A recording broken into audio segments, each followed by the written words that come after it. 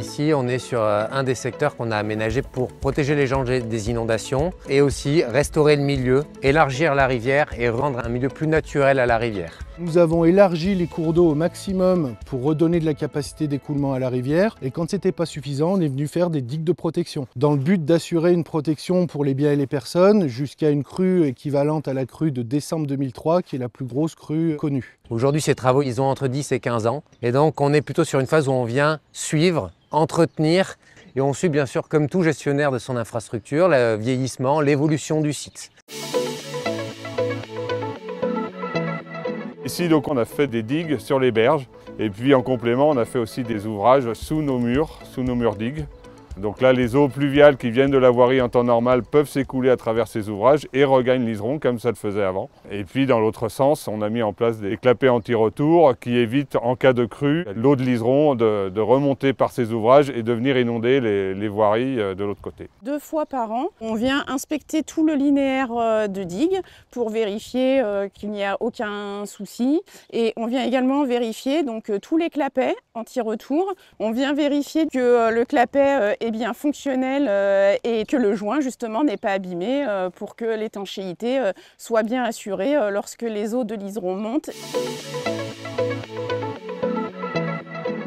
Quand on voit des soucis, on fait intervenir des entreprises pour améliorer les choses ou réparer. Il y a eu en 2024 une opération d'hydrocurage de l'eau un petit peu sous pression dans les canalisations pour faire sortir du coup tout le sable qui s'est entassé dans les clapets, dans les canalisations.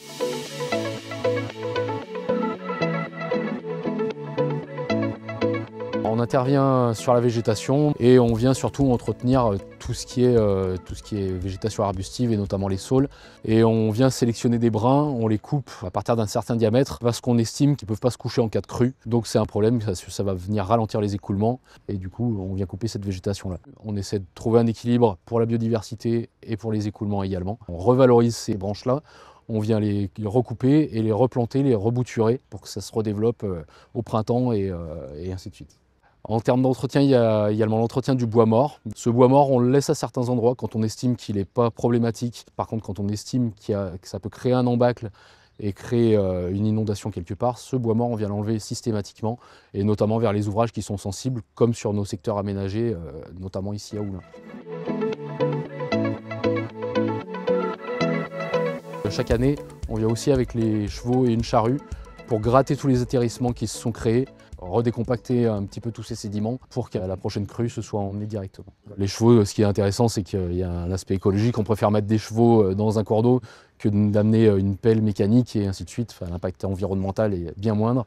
Et si on peut continuer comme ça, on le fera au maximum. On réalise en fait des suivis topographiques, donc tous les 2 ans à minima, et après chaque crue importante. Donc ces suivis, ça nous permet de se dire, sur une berge, on s'est fortement ensablé, sur l'autre un peu moins, et ça nous permet de localiser assez finement les zones où ces dépôts sédimentaires, ce sable, s'est déposé au fil du temps. Une fois qu'on a réalisé les levées topo en fait, sur le terrain, on doit désormais les exploiter. Essayer de recréer d'un point de vue numérique le terrain naturel. Donc là, typiquement, c'est le secteur sur lequel on était sur le terrain, c'est Oulin. Et on voit tous les levés qui ont été réalisés. Donc on a des levés en 2014, on a des levés ensuite réguliers, et les plus récents, c'est 2022, 2024, et même le post-crue de la crue du 17 octobre 2024. Sur cette base-là, on peut du coup comparer les modèles numériques de terrain entre eux. Donc en jaune, c'est ce qu'on appelle le déblai, c'est-à-dire que des matériaux se sont retirés. En rouge, c'est ce qu'on appelle du remblai, c'est que des matériaux se sont déposés. Et on peut réaliser en fait des profils en 3 dimensions. Ça, c'est le premier outil qu'on utilise qui nous permet de bien identifier tous les dépôts sur l'ensemble de nos différents secteurs aménagés. Une fois qu'on a traité en fait toutes ces données sous notre logiciel de DAO, on s'intéresse maintenant au modèle hydraulique. Ce logiciel, aujourd'hui, il reprend tous les levés topographiques qu'on a fait. Donc le modèle hydraulique, il permet de simuler l'écoulement en fait, d'une crue et d'avoir en fait, des données de hauteur d'eau et de vitesse. Donc le modèle nous permet de faire tourner différents scénarios et on contrôle les choses. Et là, typiquement, on a engagé une action de curage parce que sur le secteur Aoulin, on s'est rendu compte qu'on avait des niveaux d'eau qui étaient légèrement supérieurs à ceux attendus et que pour nous, ça justifiait désormais de faire une intervention.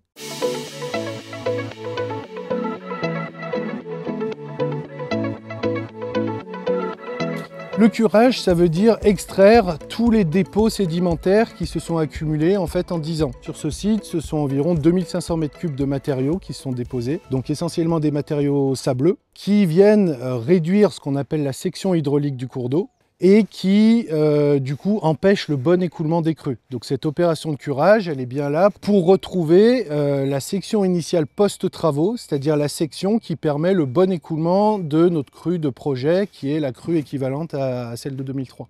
Cette opération de curage doit rester assez exceptionnelle dans la mesure où en fait elle peut être assez impactante pour le milieu, mais elle est indispensable pour garantir un niveau de protection pour les riverains. Sur ces phases de curage, on a décidé grosso modo de ne pas faire de curage à blanc, c'est-à-dire de ne pas travailler sur les deux berges en même temps, mais de travailler la majorité du temps sur une des berges, essayer de conserver le maximum de banquettes enherbées dans lequel il y a un mélange grainé qu'on veut absolument pouvoir conserver. Et on a choisi de faire ces travaux en période hivernale, là où la faune est la moins présente.